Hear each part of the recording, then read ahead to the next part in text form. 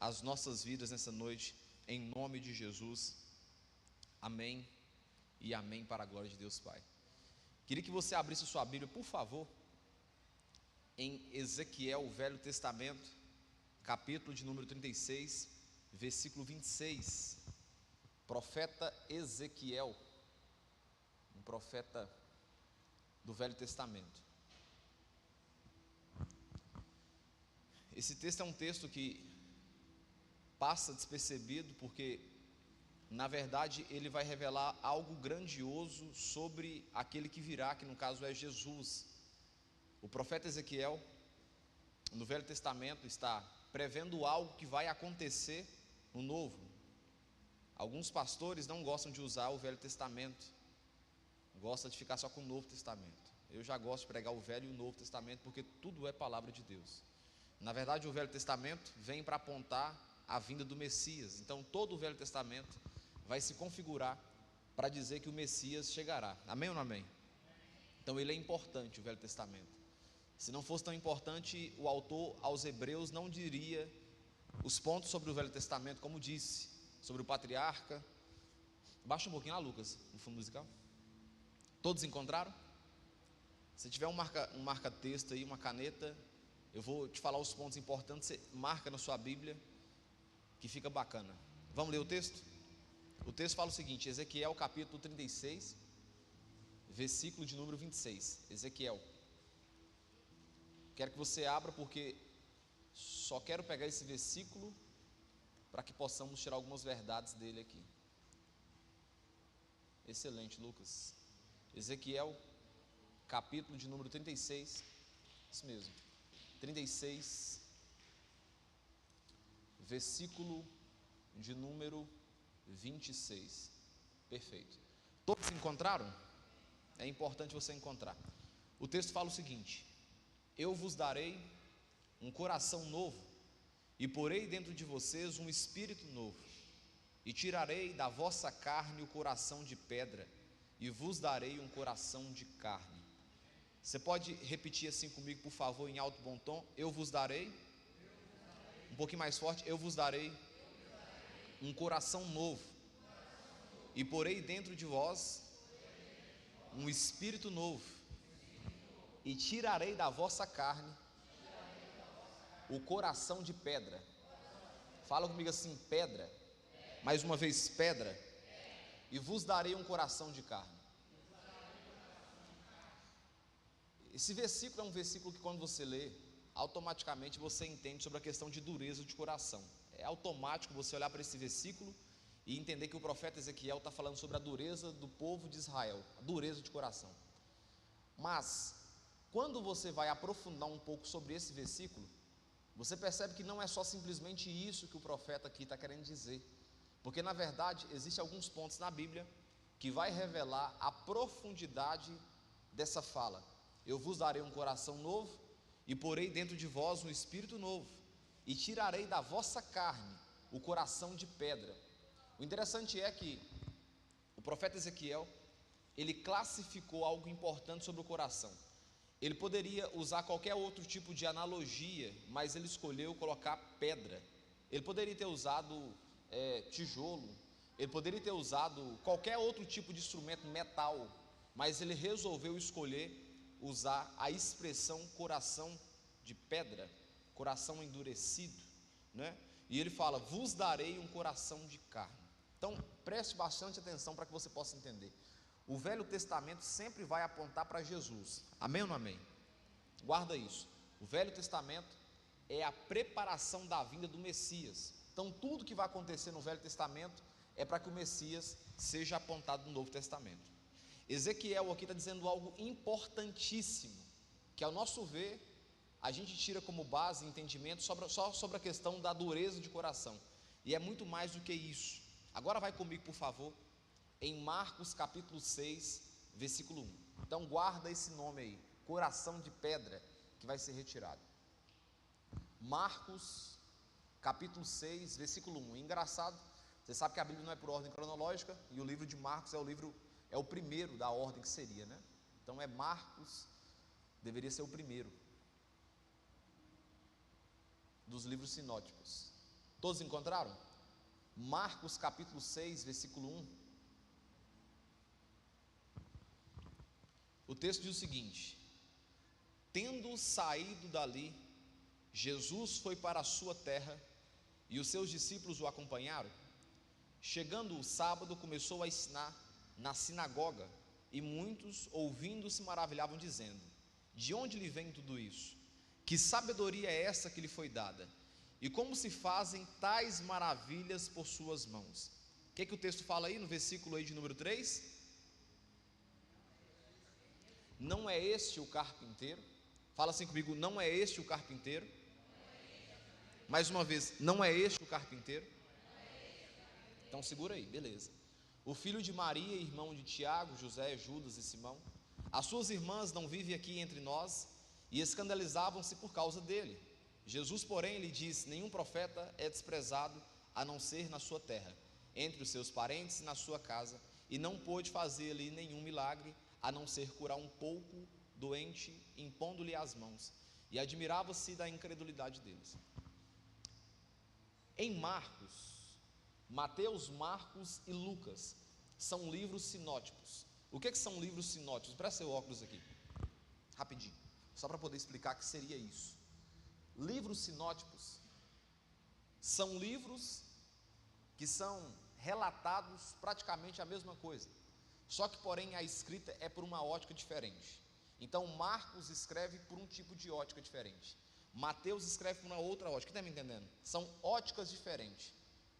Para ficar mais fácil, imagina que Mateus aqui morasse em Minas Gerais, ele falaria o ai no texto, mas contando a mesma coisa. Imagina que Marcos morasse em São Paulo, ele falaria como aí? Vamos pegar Rio de Janeiro, que é mais fácil. Ele puxaria o S para escrever. Quem está me entendendo? Então é a mesma história relatada por uma ótica diferente. Ficou claro? Ficou claro isso? Então Mateus, Marcos e Lucas, quando você for ler na sua Bíblia, você vai perceber que é a mesma história contada, porém de um jeito diferente, numa linguagem diferente, que não perde a assinatura do Espírito Santo. Mas entenda uma coisa: quando esses autores, os apóstolos, foram inspirados pelo Espírito Santo, eles não ficaram assim sem a noção do que estava acontecendo. Então, embora a revelação é divina, mas a visão, a escrita é humana. Quem está me entendendo? Então, perfeito. Então, olha para você ver. Em Marcos vai dizer algo importante sobre Jesus, que ele é o quê? Ele é o quê? Não é este o carpinteiro? Então, em Marcos ressalta dizendo que Jesus é o carpinteiro. Beleza. Agora vamos lá comigo em Mateus, capítulo 13, versículo de número 53. Nós vamos ler a mesma história, porém agora por uma ótica diferente, com pontos diferentes que não foi mencionado no primeiro. Por isso que a Bíblia é muito perfeita, porque são pessoas em lugares diferentes escrevendo a mesma coisa e que não conflita. Todos encontraram? Mateus capítulo 13, versículo 53. Vou esperar vocês abrirem aí.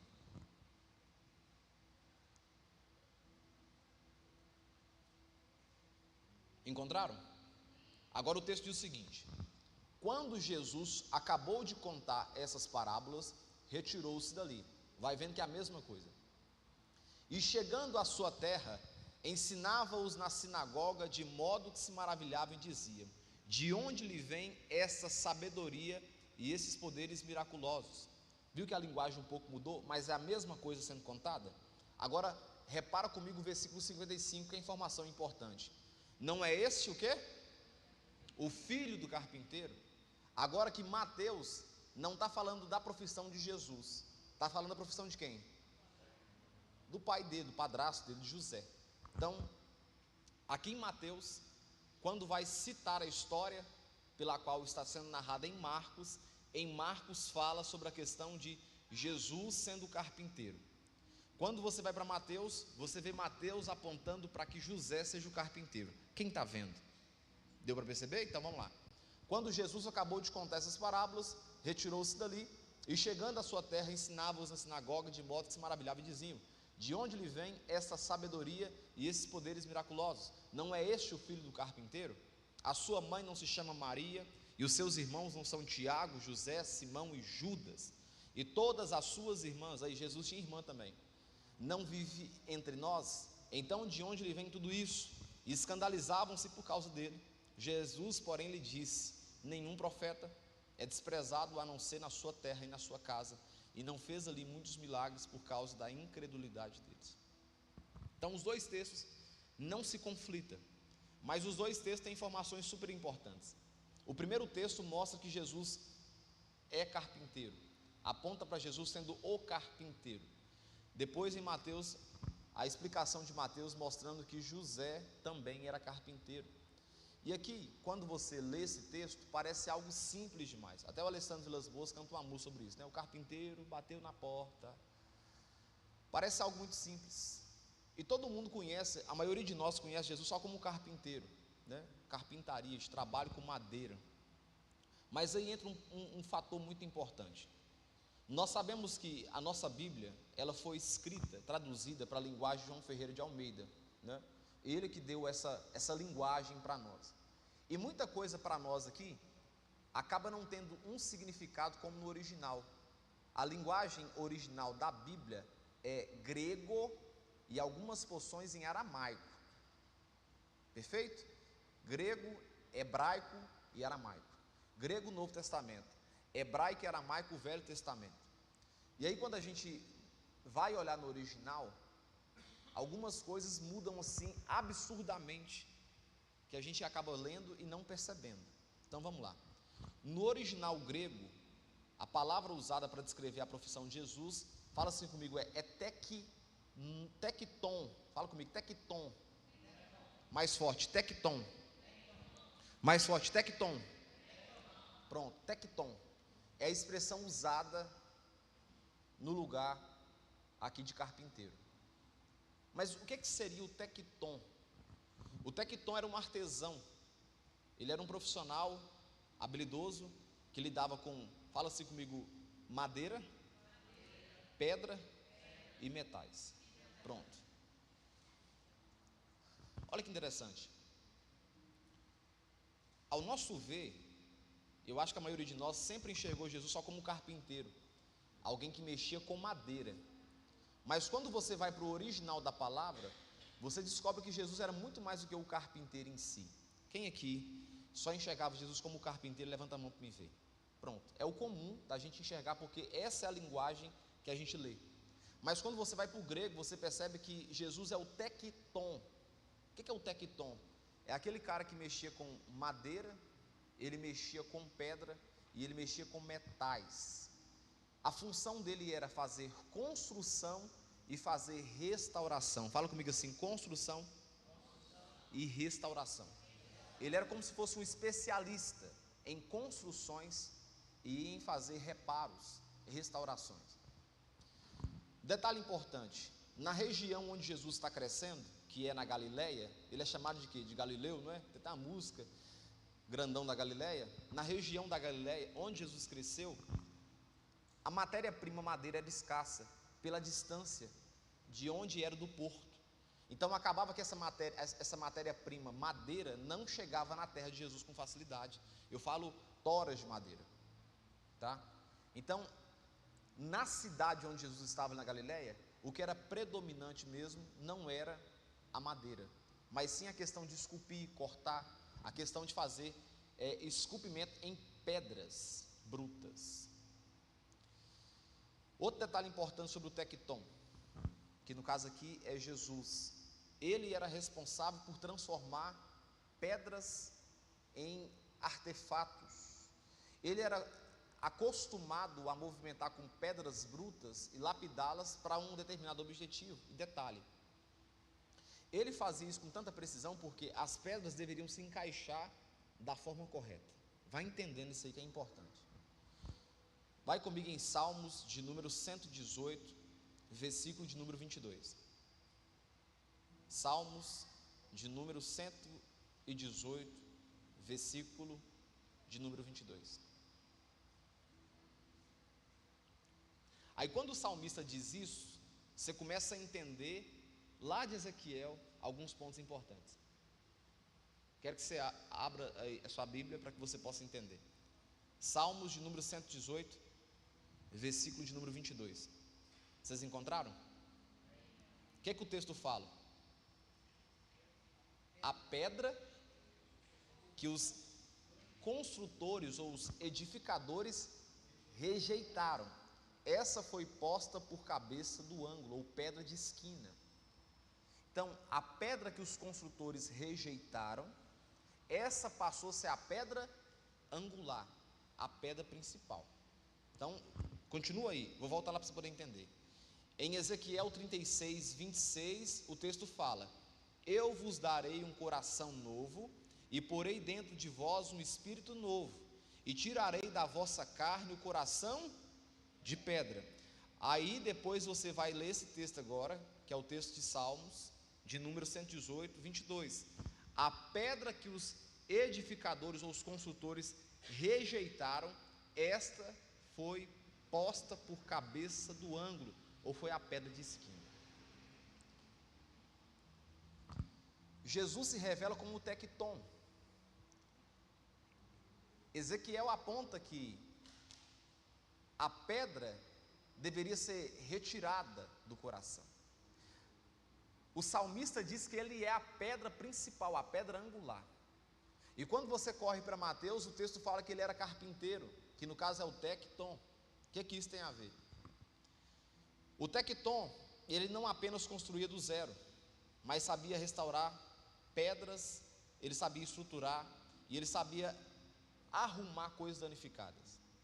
Ele identificava as rachaduras em móveis, ele sabia reforçar uma base. Para ficar bem mais claro hoje, o tecton seria um mestre de obras. Deu para entender o que é um mestre de obras? É como se fosse um pedreiro, só que um pedreiro que não só fica chapiscando, subindo tijolo. Ele seria um especialista que entende, que contrata pessoas, que resolve os problemas, que consegue fazer uma questão de carpintaria, mas consegue também solidificar uma casa. Quem está me entendendo? Então vamos lá. Primeira coisa que eu aprendo com você, observando sobre isso, é que Jesus Cristo, ele é especialista em restaurar vidas. Quando você olha para esse texto, você começa a entender o porquê que Jesus, ele é o responsável por ser o edificador da igreja. Quando você olha para esse texto e começa a observar a profissão de Jesus, se encaixa muito bem com o perfil dele, que é aquele que restaura, é aquele que edifica, é aquele que modifica, é aquele que sustenta. Quando você olha para Jesus e entende que ele não é só o carpinteiro, mas o tecton, você começa a ver Jesus de uma forma diferente, sendo aquele que consegue pegar uma pedra bruta e esculpi-la de uma forma perfeita. Quem está me entendendo? Você pode dar um glória a Deus aí? O salmista escrevendo no número 147, versículo 3, ele diz o seguinte: ao coração quebrantado, ele faz curar e ele liga as suas feridas. Então por que Jesus é o tecton? Porque a primeira coisa que Jesus faz, ele é especialista em restaurar pedras e esculpi-las. Jesus é especialista não só em questão espiritual, mas na prática foi também um especialista que conseguia pegar algo que é duro, algo que é enrijecido e transformar aquilo em algo positivo. Olha aqui para mim. Todas as vezes que a gente começa uma caminhada com Cristo Jesus, como ele é o tecton, ele vai começar a esculpir a gente, através da palavra, através das canções que são cantadas, através do louvor que é entoado nesse ambiente, através do Espírito Santo. Você começa a ter uma transformação de vida, porque o tecton começa um trabalho em você de esculpi-lo. Quem está me entendendo? Então, quando nós começamos uma caminhada com Cristo, ele já tem ciência de quem nós somos, e não importa se você é uma pedra bruta, não importa se você é tão enrijecido como metal, não importa se você é tão trabalhoso como a madeira, o importante é que ele é o tecton. Ele sabe tanto trabalhar com a pedra bruta, ele sabe trabalhar com o metal, e ele sabe trabalhar de qualquer jeito, que no final ele sabe fazer a coisa certa. Então olha aqui, talvez você olhe para alguém assim, essa pessoa não tem esperança nem expectativa nenhuma. Deixa que o tecton vai ajustar na forma certa, do jeito certo, com o esculpimento certo, com a preparação certa. Só confia nele, que ele é capaz de fazer isso. Primeiro ponto é isso que eu quero destacar com você. Quando você começar a olhar para Jesus não só como carpinteiro, alguém que mexe com algo específico, mas alguém que sabe trabalhar em serviços gerais, a nossa perspectiva de enxergar as pessoas muda. Por quê? Porque nós pensamos que existe um certo nível de pessoas que Deus consegue mudá-las, e talvez um outro é muito mais trabalhoso que não consegue movimentar aquela pessoa. Quem sabe você se encaixa nessa perspectiva de achar que não tem mudança, mas se você permitir, o Tecton, ele tem poder de mudar a sua história. Outra coisa importante sobre esse Tecton, que no caso é Jesus, é que ele sabia encaixar cada peça no lugar certo. Olha aqui, eu tenho pregado agora, comecei a pregar domingo passado, sobre a questão de os dons ministeriais. Eu falei no domingo, e um tanto de gente achou ruim na internet, que eu postei alguns cortes, falando que ainda existe sim apóstolo. Eu mostrei para vocês versículos bíblicos, que mostram que não tem mais a função do apóstolo, porque a função do apóstolo é o quê? É lançar o fundamento. E quantos fundamentos são lançados em uma casa? Um fundamento só, é uma estrutura só. Depois eu disse que não tem mais a função, o cargo de profeta. Existem pessoas que são usadas em profecia, porque o verdadeiro profeta, o sumo profeta já veio, que é Jesus. Vocês podem dar uma glória a Deus, gente? Nós estamos na igreja. Já veio, ele já veio, está sentado à destra de Deus Pai. Depois eu mostrei para você que tem a função do pastor, a função do evangelista, a função de um mestre que ensina. Quando Jesus ele se posiciona como o Tecton, ele se posiciona como aquele que é capaz de fazer qualquer coisa e de ajustar qualquer situação. Quando você olha para o salmista, ele aponta como o sumo pastor, o verdadeiro pastor, que no caso é um mestre. Ele se encaixa em todas as configurações perfeitas. Por quê? Porque ele é o Tecton. Ele consegue ajustar, ele consegue modificar, ele consegue esculpir da forma certa. Então olha aqui para mim. Jesus, ele sabe encaixar as peças nos lugares. É por isso que um eles chamam para poder pastorear, outro eles chamam para poder cantar, outro eles chamam para poder congregar. Quem está me entendendo? Mas no final, tudo é para quê? Edificação do nome dele. Quem sabe você está aqui hoje, se sentindo desencaixado. Pergunta o Tecton onde você se encaixa, que ele vai te mostrar direitinho. Quem sabe você está aqui, vindo aqui hoje, participando desse culto, e está querendo evoluir a sua vida espiritual com Deus, e não sabe o que fazer. Talvez o maior erro é que você não consultou o principal para poder fazer, que no caso é Jesus. Pergunta para ele: onde é que eu me encaixo no teu reino? Que o Tecton vai pegar a peça certinho, vai te colocar no lugar certo, e aí você vai ver como é que as coisas funcionam. Então vamos lá. Um segundo ponto importante, que eu aprendo sobre isso, que o Tecton ele sabe encaixar as peças no lugar. Ele não joga fora nenhuma peça, só porque parece que não tem encaixe imediato. Você chegou aqui hoje, e talvez você está na sua vida espiritual desestabilizado. Você ainda não foi modelado ainda. E talvez alguém chegue perto de você e não te acha necessário você estar aqui. Não te acha ser digno de fazer algo para o reino de Deus. É questão de tempo. Se você permitir, o Tecton vai te esculpir e te encaixar no lugar certo, com o dom certo. Quem está me entendendo? O que eu preciso fazer? Eu preciso permanecer. E aí duas coisas eu aprendo. Eu preciso ter a paciência de deixá-lo me esculpir, e eu preciso ter a perseverança para que isso aconteça. Não é no meu tempo, não é do jeito que eu quero, mas é da maneira que ele quer, no tempo certo, no kairos dele. Terceiro ponto interessante, ele sabe como que é o ajuste, os cortes precisos, para que uma pedra se transforme em uma pedra fundamental, uma pedra importante numa construção. Quando você vai olhar para uma casa, o engenheiro vai montar os tubulões, o engenheiro sabe certinho o que precisa gastar ali naquela fundamentação daquela casa, na fundação da casa. Ele sabe a quantidade ali de concreto que precisa, ele sabe a quantidade de caixa que precisa para sustentar aquela casa. Talvez eu e você, olhando de fora, não vê tanta importância. A gente preocupa muito com o visual, mas o que manda não é o visual, o que manda é a base de baixo. Pois é, olha aqui para mim. Se você confiar em Jesus como seu Tecton, ele vai te modelar da maneira certa para que a base seja solidificada, para que você permaneça no tempo certo, do jeito certo e com muito tempo. Eu posso ouvir um amém, gente, pelo amor de Deus? tecton, ele é capaz de te ajustar no lugar certo. É por isso que alguns vão desenvolver na questão de salinha. Eu não tenho paciência com criança. Isso não é errado. Eu não tenho esse dom. Você tem esse dom, eu não tenho. A Elisama pediu, faz uma abertura de culto, ela ficou nervosa para abrir o culto. Talvez não tenha a facilidade de ensinar, mas consegue cantar. Ou seja, o tecton vai ajustando a pessoa no lugar certo para que o reino possa crescer. Eu só preciso fazer uma coisa, o quê? Eu preciso confiar que ele encaixa cada peça no lugar certo.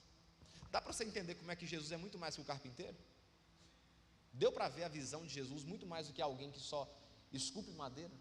Aí quando você olha para isso, você percebe que aqueles casos que parecem difíceis, impossíveis, pessoas que são duras como uma pedra, ele é capaz de esculpir e alguém falar assim: uau, o que foi feito disso?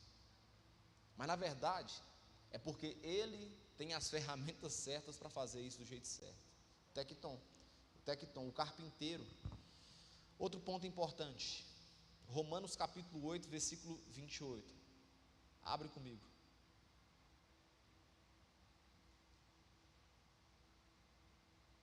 Romanos capítulo 8, versículo 28. Quem está aprendendo alguma coisa? Paulo escrevendo aos Romanos capítulo 8, versículo 28. Ele diz o seguinte, agora vai fazer muito mais sentido esse texto: todas as coisas cooperam para o bem daqueles que amam a Deus e andam segundo o seu propósito. Olha que interessante. Todas as coisas, elas contribuem ou cooperam para o bem daqueles que amam a Deus e seguem o seu propósito, estão debaixo da sua direção. Tem um outro texto que diz que enganoso é o coração do homem. Então quando você confia em você, que você consegue fazer, e esquece de confiar em Deus, automaticamente você não consegue ser trabalhado, porque a confiança em você, como diz o texto, o seu coração ele é enganoso. Aquilo que você acha que é bom para você, na verdade não é.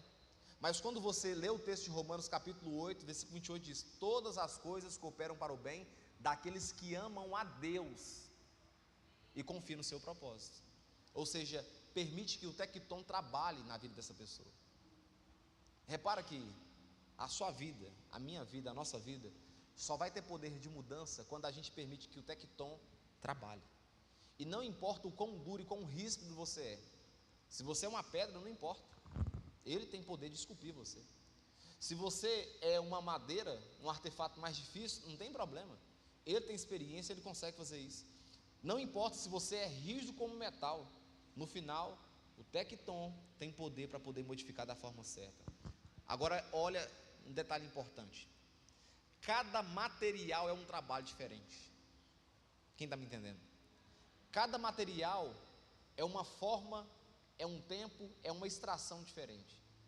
Quando você pega o metal, é um material muito mais enrijecido, é um material que dá muito mais trabalho para você movimentá-lo e modificá-lo. Quando você pega a madeira, já não é tão difícil assim. Quando você pega a pedra, é menos que o metal. O que isso significa? Quando você observa a vida da igreja, você percebe que tem pessoas que em pouco tempo elas conseguem transformar vidas e servir a Deus. Sim ou não? Chega ontem e daqui a pouco se envolve, está servindo a Deus, está conhecendo a palavra. Tem outras pessoas que vai demorar muito mais tempo. Vai vir, o Espírito Santo vai convencer a pessoa vai ter experiências com Deus, mas parece que o coração é um coração mais duro, enrijecido. Aí a palavra vem, bate na pessoa, quebra a pessoa, mas ela continua indo um pouco resistente. Mas detalhe, cada passo é um esculpimento desse tecton. Cada situação que acontece, de um culto, uma pregação de uma palavra, é um machado, é um corte, é uma lima, é um ajuste do tecton. Quem está me entendendo? A questão é, cada um tem um processo diferente, mas no final todo mundo está sendo trabalhado de alguma maneira, todo mundo está sendo ajustado de alguma forma. Agora entra um fator importante que o tecton ele fazia, que talvez você olhando para Jesus como carpinteiro não enxergasse assim. Fala assim comigo: todo o processo, mais forte, todo o processo do tecton envolve impacto e atrito. Quando o tecton pegava uma pedra para poder esculpi-la, o que envolve? Impacto e atrito. Quando o tecton pegava um metal para poder arrumar esse metal, modificar no lugar certo, envolve o quê? Impacto e atrito. Quando o tecton pegava a questão da madeira para modificar a madeira, envolve impacto e envolve atrito. O que isso significa? Eu já cansei de ouvir diversas pessoas dizer que a palavra de Deus é cheia de promessas, e é mesmo, principalmente em Provérbios. A Bíblia é carregada de promessas. Eu sei disso, tenho consciência disso. Mas a Bíblia é muito mais do que só uma promessa. A Bíblia é a boca de Deus para nós nos dias de hoje. A Bíblia não é só assim, você é vencedor. A Bíblia é: arrependa dos seus pecados. A Bíblia é: transforme a sua vida. A Bíblia é: perdoa. Você está certo, mas tem que perdoar. Então a Bíblia tem diversas promessas para cumprir nossa vida, a fidelidade do Senhor. Mas tem muito mais correção e orientação do que promessa. E a própria Bíblia diz que o pai que ama o seu filho, corrige o filho. Então olha aqui para mim. Se você não está sendo corrigido de alguma forma, caracteriza que você não é filho e você é criatura, porque o pai que ama o seu filho de alguma maneira o corrige. Se o tecton não está esculpindo você, coração seu é de pedra, mas toda vez seu coração recebe uma lenhadazinha, daqui a pouco ele amolece um pouco mais. Se você não está recebendo um tratamento de Deus, não tem nada acontecendo em você que te incomode, que te gere impacto ou atrito, tem algo errado. Por quê? Porque o tecton, ele trabalha com impacto e com atrito. Você não servia a Deus, você chega na igreja e você já depara de cara de frente, entendendo que só existe um mediador entre Deus e os homens. Quem é? Jesus Cristo justo. Impacto e atrito. Você não servia a Deus, e aí você começa a conhecer um pouco da palavra e descobre que só há uma verdade e um único caminho. O que isso gerou em você? Impacto e atrito. Você começa a servir a Jesus, você descobre que você não precisa mais adorar outro Deus, você não precisa mais de um intercessor por você. O que isso causa em você, que viveu numa família durante 10 anos, que fazia isso, 15 anos, vivendo nesse ambiente? Impacto e atrito. É uma novidade para você. Aí você descobre que a palavra te incentiva a perdoar, não só incentiva, te manda a perdoar quando alguém erra com você. O que isso te gera? Impacto e atrito. Aí a palavra nos mostra algo importante. Se alguém mandar você andar 1 milha, anda 2. Se alguém te der um tapa na face, não é muito literal não, porque não fica legal dar um tapa na minha cara, eu não vou achar muito bom. A aplicação é outra, mas o texto fala: se alguém te dá um tapa na face, vira outra face e dá. Isso gera o que em você? Impacto e atrito. Se a palavra não traz para você um tipo de impacto e atrito, é porque o tecton não está esculpindo você. E não importa se você é uma pedra bruta, tá? Não importa se você é uma madeira, não importa o que você é, mas o tecton, ele é especialista em trabalhar, e ele tem que esculpir com impacto e com atrito. Por isso que uma pregação que só se chega em casa toda, sabe assim, aquele trem, nossa, que palavra, não, isso não é pregação. Sabe, meus lindos, não, isso não é pregação, irmãos. Pregação tem que tratar você. Pregação tem que ter exortação, edificação e consolação para sua vida. Quem está me entendendo? Agora um trem só, não, você é o ponto fraco de Deus. Deus tem ponto fraco para onde? Então a pregação, o ensino do evangelho, que são boas novas de conversão, são boas novas de transformação.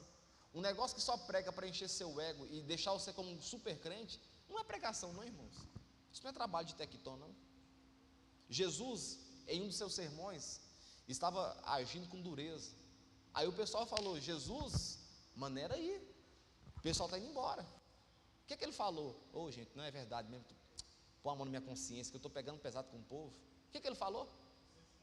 Se vocês quiserem companheiros, pode ir, ué. Acho que Pedro aí voltou da alucinação dele e falou: para onde nós iremos? Se só tu tem palavras de vida eterna, é tecton, filho. Tecton. Você pode até fazer o errado, mas lá dentro o Espírito Santo está dentro de você dizendo o seguinte: está errado.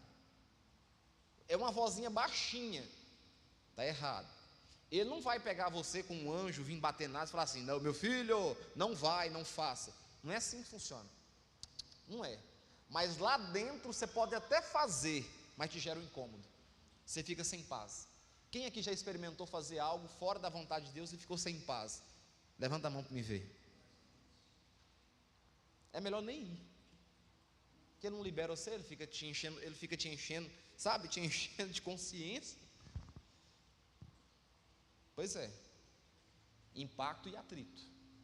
Não, guarda no seu coração, se você não está sofrendo impacto e atrito com a pregação do Evangelho, não é pregação do Evangelho que você está ouvindo, porque a pregação do Evangelho tem que sofrer impacto e atrito. Você tem que escutar assim: poxa vida, eu preciso mudar isso mesmo. Agora só um trem que fica enchendo seu ego, que você é o ponto fraco de Deus, que você é bom mesmo, que Deus é com você. Não, que Deus é com você eu sei, mas mesmo Deus sendo com você tem luta, Léo. Deus sendo com você tem cara que vai puxar seu tapete no seu serviço. Deus sendo com você tem gente que faz mal para você. Uai, sim ou não, irmãos? Isso não anula Deus ser com a gente.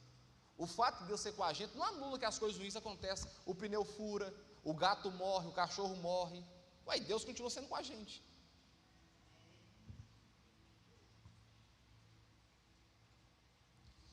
Algo que o tecton tem nas mãos, no contexto antigo lá.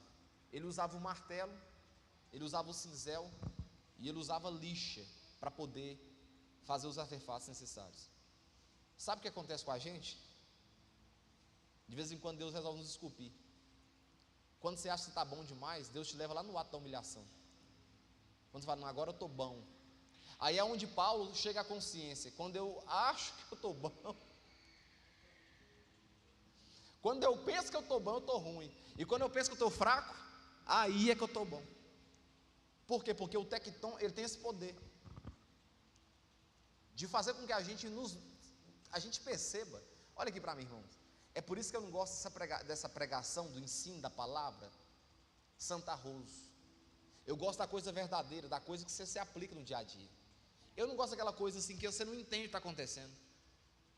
Ou, o ensino de Jesus, ele tem que gerar em nós um impacto, porque ele usa um martelo, ele usa uma lixa.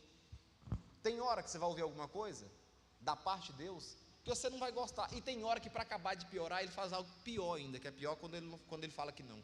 É quando ele fica o quê? Em silêncio. Que é algo mais perturbador quando Deus se coloca em silêncio. Aquilo dali perturba a gente. Pois é. O tecton, ele sabe o que faz no tempo certo. Outra coisa importante, vai comigo em Isaías capítulo 41, versículo 13.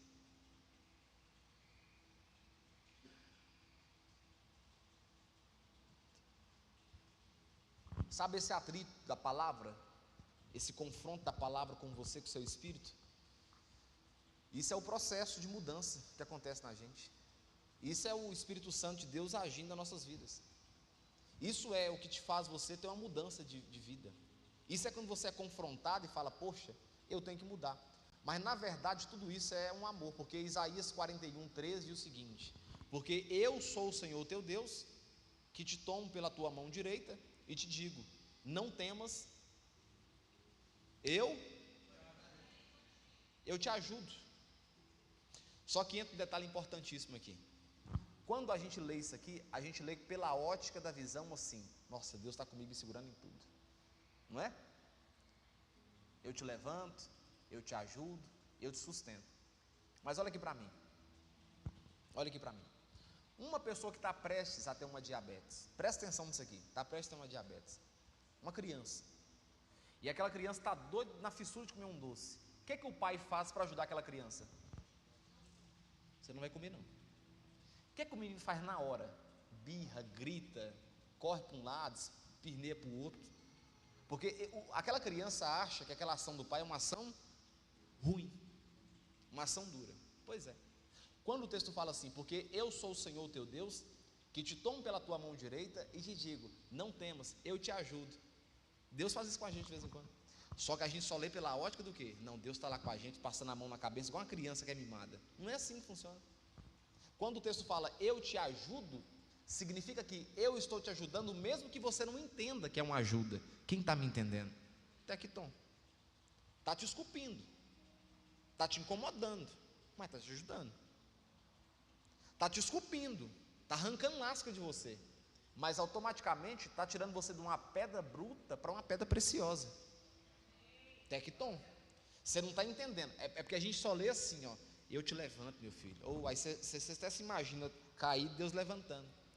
Eu te ajudo. Você até se imagina alguém assim, tá deitado no chão e Deus levantando a mão. Muitas vezes é Deus pegando você lá de cima e pondo embaixo. Desce daí, menino, você vai cair daí de cima. Deu para entender?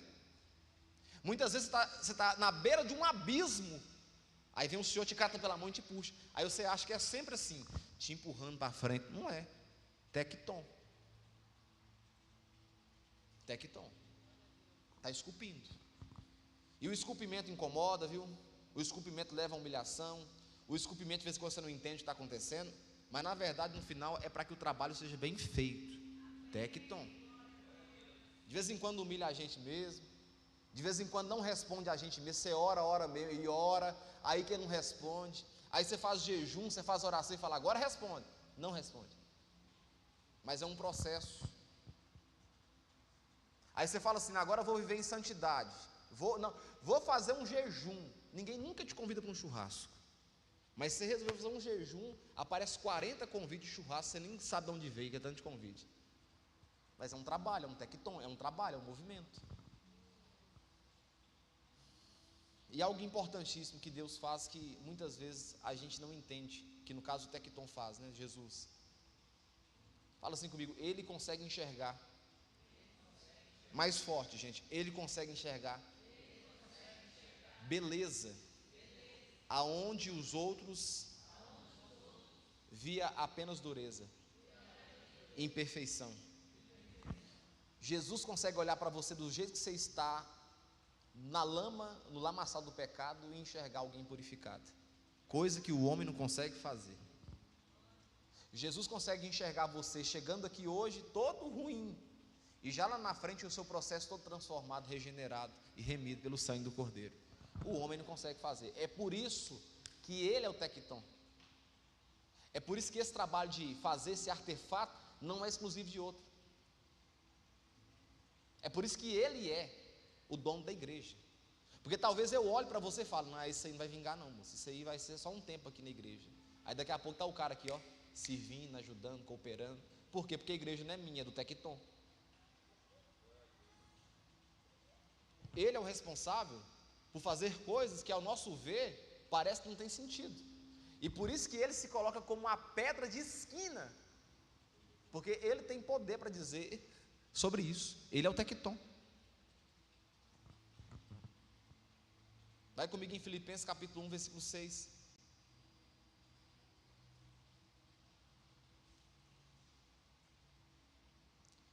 Algo que a gente tem segurança nele, como tecton. Sabe o que é? É porque em Filipenses capítulo 6 tem uma revelação dizendo algo sobre ele.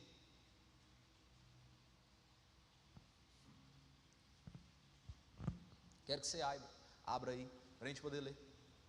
Todos encontraram? O que é que o texto diz em Filipenses capítulo 1, versículo 6? Aquele que começou a boa obra é fiel para cumprir. Olha aqui para mim. Se não houve permanência, é porque não teve começo de obra. Anota de caneta e me questione se não foi isso. Se não houve permanência, constância, foi apenas emoção. Porque o texto afirma em dizer, aquele que começou a boa obra é fiel para cumprir e em terminar a boa obra e entregar ela pronta. Se nesse processo de caminhada eu abandonei, eu não fui esculpido. Ele não começou o trabalho em mim. Quem está me entendendo? Porque entenda uma coisa, você pode estar implicado com um pastor, com igreja, com um membro de louvor, com um líder de louvor. Se você é crente, você não consegue sair da igreja. Se você é crente em Cristo Jesus, essas coisas não fazem com que você perca a casa dele do lugar. Quem está me entendendo? Você pode ter resistência com qualquer pessoa aqui, com o altar inteiro, mas se você é crente em Cristo Jesus e o Tecton começou uma boa obra, ele é fiel para cumprir, ele vai até o final. Ou seja, não fica perdida a obra. Não é uma obra pela metade, que ele começa a trabalhar, daqui a pouco ele abandona. Então ele nem começou a boa obra. Se não houve permanência, é porque ele nem pegou o martelo e o cinzel, ele não esculpiu. Se não houve permanência, é porque a pedra continua sendo pedra bruta. Porque, Denis, você pode ter resistência com qualquer pessoa, mas você é crente, deu o dia de ser, você fica incomodado de ficar em casa. Quem é assim, levanta a mão para me ver. Você é crente, pô. Você pode estar implicado com o irmão e querer nutrir raiva dele. Ele falou, meu Deus, eu tenho que tomar ceia hoje, eu tenho que participar da ceia. Ô irmão, você me perdoa? Por quê? Porque o Tecton começou a boa obra em você. E ele é fiel para cumprir essa boa obra. Mas se não há essa constância, ele não começou não. Outro fator importante que eu quero orar por vocês. Quem está sendo abençoado? Jesus nunca começa um trabalho como o Tecton pelo topo. Me fala um pedreiro que começou uma casa pela parte de cima. Eu não tenho. Tem, Claudinho, um pedreiro que começa fazendo o teto do galpão? Não, a primeira coisa que a gente tem que fazer para poder construir, o Tecton faz, é lançar o quê? Uma base sólida. Uma base sólida. Uma base firme. Como é que Jesus se apresenta? Pedra de esquina, pedra angular, porque além de ser o Tecton, ele é o que traz o firmamento das coisas, ele é o que traz edificação sobre a igreja, ele é o que traz edificação sobre a sua vida, ele é que traz edificação sobre a sua fé. Quem está me entendendo? A base sólida é ele. Como o Tecton, além de modificar, ele se apresenta como alguém que você pode confiar nele, que ele modifica. Agora acho que você entendeu. Como o Tecton, além de você ser modelado, modificado por ele, ele passa um recado dizendo o seguinte: eu sou a pedra que sustenta, eu sou o firme fundamento. Então você pode confiar que em mim a sua vida é ressignificada. Então olha aqui para você ver que ponto importantíssimo. Quando Jesus começa uma transformação na vida do homem, ele não começa de qualquer jeito. Ele começa através de um convencimento através do Espírito Santo. O cara vem num culto, está sentado. Quem está me entendendo? Olha o passo da fé. Olha como é que a coisa é sustentada, tem um sentido. Não é assim, veio na igreja, virou pastor e está pregando para todo lugar. Não é assim que funciona. Não, tem uma base, tem um sentido. O cara vem na igreja, o Espírito Santo convence aquele moço, ele levanta a mão dele, aí daqui a pouco ele começa a ter interesse em participar de uma classe bíblica, estudar um pouco sobre a palavra de Deus, daqui a pouco ele batiza, daqui a pouco ele toma ceia, daqui a pouco ele... Quem está me entendendo? Ele não começa pelo topo assim não. São pequenos detalhes. Vou te dar um outro exemplo. A pessoa era viciada em cigarro, ela fumava uma carteira de cigarro. Quando o Tecton começa um trabalho, ao meu ver, como eu nunca fumei, eu achar, na minha cabeça, o cara tem que fazer assim, ó, largar a carteira de cigarro da noite para o dia. Só que eu não estou no coro do cara, como diz o povo do norte de Minas. Eu não estou nos coros dele não sei como é que é um cara viciado nisso, nicotina. Aí o cara recebe o Espírito Santo dentro dele, e aí começa um processo. O cara fumava 30 cigarros, aí fuma 29, 28, 25, 15, até que daqui a pouco aquele vício acabou. Deu para entender? Tecton é um processo que começa da parte de baixo, nunca é assim da parte de cima, nunca é de uma vez. Inclusive, quando você olha para o texto, no Velho Testamento, em Juízes, quando o Espírito Santo sai da vida de Sansão, não foi de uma vez não.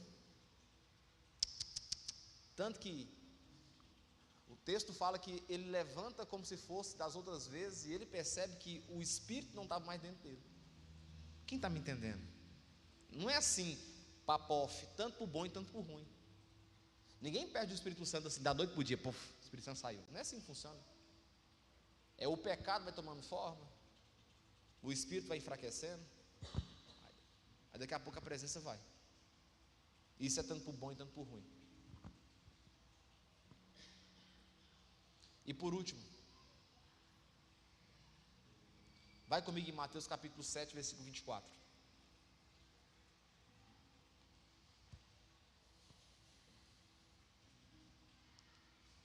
O texto fala o seguinte, Mateus capítulo 7, versículo 24.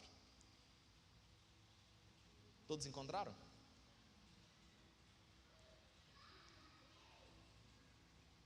Todo aquele que, pois, que ouve as minhas palavras, essas minhas palavras, e as pratica, ouve as minhas palavras, e as pratica, será comparado a um homem prudente que edificou a sua casa sobre a rocha.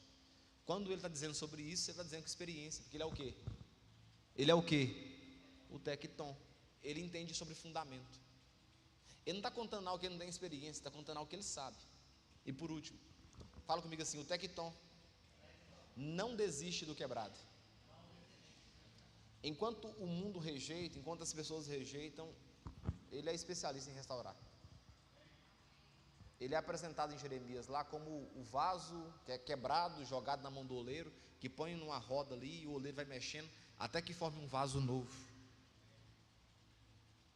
Jesus é especialista em levantar pessoas.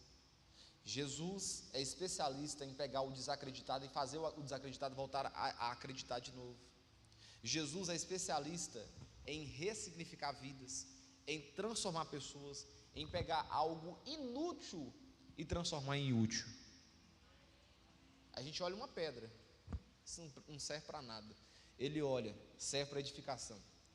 A gente olha um pedaço de metal, não serve para nada, serve para poder sustentar a viga aqui. Quem está me entendendo? Aos nossos olhos, a perspectiva de enxergar é muito significante, mas quando põe na mão de Jesus, que é o tecton, ele consegue ajustar de forma perfeita. Por isso, ele é especialista não só em construir, ele não só constrói, mas ele reconstrói. Ele pega o que está rachado e conserta. Deu para entender? Ele consegue levantar do zero, mas consegue ajustar o que já foi feito também. Ele consegue pegar alguém que se perdeu e trazer para dentro do aprisco, e ele consegue também cuidar de alguém que está no aprisco e se perdeu.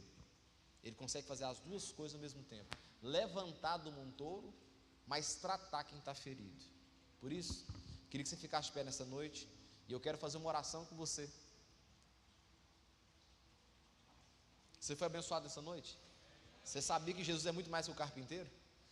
Agora você está sabendo que Jesus é muito mais que o carpinteiro. Ele é o tecton. Ele é muito mais que alguém que mexe com madeira. Na verdade, ele nem mexia tanto com madeira, que nem tinha na Galileia. Ele mexia mais com coisa bruta. E sabe uma coisa que a gente tem? Um coração empedernido, irmãos. O coração do homem é um coração duro. O coração do homem é um coração duro, resistente. Resistente a mudanças, resistente a aceitações, resistente quando se trata de questionamentos. Sim ou não? Eu estou mentindo aqui, falando heresia. Nós somos duros de coração. A gente é duro. O trem pode estar certo, mas a gente prefere quebrar a cara e insistir. Às vezes o negócio está ruim para a gente, mas a gente consegue insistir para ver o que vai dar. Por isso que Jesus não apresenta só como um carpinteiro. Ele é o tecton. Ele pega a pedra bruta e fala: vem cá, vou te modificar um pouquinho. Mas ele pega o metal também, vou ajustar o metal também. Ele pega a madeira, ajusta a madeira. Precisa de algo sólido, ele lança os fundamentos. Precisa de algo mais bonito, ele consegue esculpir. Quem está me entendendo? Não importa o estágio que você está, só permita que o tecton trabalhe em você. Comecei hoje, ele lança o fundamento sobre você. Ele te estabelece com os fundamentos. E não adianta, irmãos, falar uma coisa, é básico. As coisas com Jesus têm que ser básicas. Não inventa moda não, é básico. O que sustenta a gente? É lasanha? Pizza? Não, é arroz e feijão. É o que? Básico. É isso que dá sustância, que a gente fica gordo, bom, feliz. É isso. As mesmas coisas são com Jesus. Café da manhã na sua casa é o quê? Na sua casa é o quê? É pão de sal com ovo, manteiga, margarina. É o quê? Básico. É o que sustenta a família brasileira hoje. Pois é. Com Jesus é a mesma coisa. Vai no básico. Não inventa moda não. Palavra, oração, jejum. Básico. É o que sustenta a igreja. Eu posso ouvir um glória a Deus a vocês? Sem muita invenção de moda. Básico. É o basicão. Se a gente faz o básico, a gente não erra. Se a gente come o básico, a gente não passa mal. Se a gente come o básico, sustenta. Básico. Pai, eu oro nessa noite, uma oração muito sincera ao Senhor. Nós acabamos de ouvir algo importante sobre a sua pessoa nessa noite. A gente achava que o Senhor era apenas o carpinteiro, mas o Senhor é muito mais do que o carpinteiro. O Senhor é aquele que pega a pedra bruta e esculpe ela. O Senhor é aquele que pega a pedra que não tem muito valor e coloca no fundamento. O Senhor é o tecton, o que consegue pegar um metal enrijecido e transformar em algo útil. O Senhor é aquele que consegue esculpir a madeira e deixar com a aparência bonita. Tu és o tecton das nossas vidas. Por isso, nessa noite, eu quero, juntamente com a tua igreja, pedir ao Senhor: trabalha em nós da maneira que o Senhor quiser. Se tiver de arrancar lasca, arranca lasca, mas que faça da maneira perfeita. Faça da maneira que o Senhor deseja fazer. Esculpe da maneira perfeita. Não permita que eu e esse irmão que nós estamos aqui fique sem o trabalho manual do Senhor. Que teu Espírito Santo possa fazer habitação em nós e ter liberdade para esculpir o nosso coração, as nossas emoções, a nossa visão, em nome de Jesus, e amém.